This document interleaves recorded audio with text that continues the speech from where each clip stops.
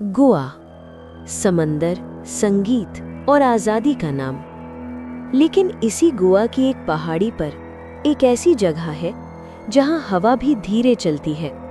अर्जुन और नेहा अपनी बाइक पर बैठे थ्री किंग्स चर्च की ओर बढ़ रहे थे। सड़क जितनी ऊपर जा रही थी, मोबाइल नेटवर्क उतना ही नीचे गिर रहा था। और अजीब बात ये थी कि जैसे जैसे चर्च पास आ रहा था, नेहा का दिल भारी होता जा रहा था। नीचे एक चाय की दुकान पर एक बूढ़े आदमी ने अर्जुन को रोका।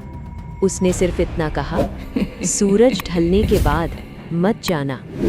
अर्जुन हंसा, लेकिन नेहा ने देखा उस बूढ़े की आंखों में डर था। वो डर जो मजाक नहीं करता। सदियों पहले इस इलाके पर 3 राजा राज करते थे। तीनों भाई नहीं थे, लेकिन सत्ता की भूख उन्हें एक दूसरे का दुश्मन बना चुकी थी। तीनों ने मिलकर एक चर्च बनवाया, लेकिन ताज सिर्फ एक को चाहिए था। और फिर एक रात तीनों की मौत हो गई। सुबह जब चर्च खुला तो वेदी के सामने 3 लाशें पड़ी थीं। सूरज ढल चुका था। चर्च के दरवाजे पर कोई ताला नहीं था। फिर भी दरवाज़ा खोलते वक्त अर्जुन के हाथ कांप गए।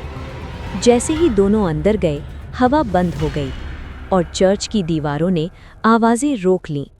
पीछे से एक भारी आवाज़ आई, तुम्हें यहाँ नहीं आना चाहिए था। एक बूढ़ा आदमी काले कपड़ों में, उसकी आंखें जैसे बहुत कुछ देख चुकी हों।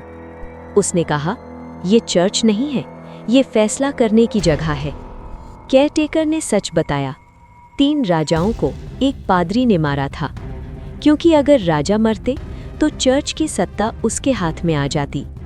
लेकिन मरने से पहले तीनों राजाओं ने श्राप दिया, जो भी ताज चाहेगा वो कभी चैन से नहीं मरेगा।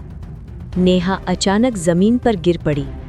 3 आवाजें एक साथ बोली, ये समझती है, ये सुनती है, यही योग्य है। अर्जुन चीखा, लेकिन उसकी आवाज बाहर नहीं गई।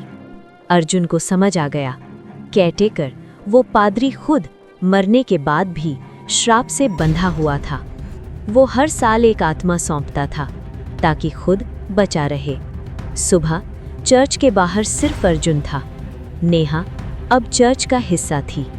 दीवार पर 3 मुकुटों के बीच चौथा मुकुट उगाया था।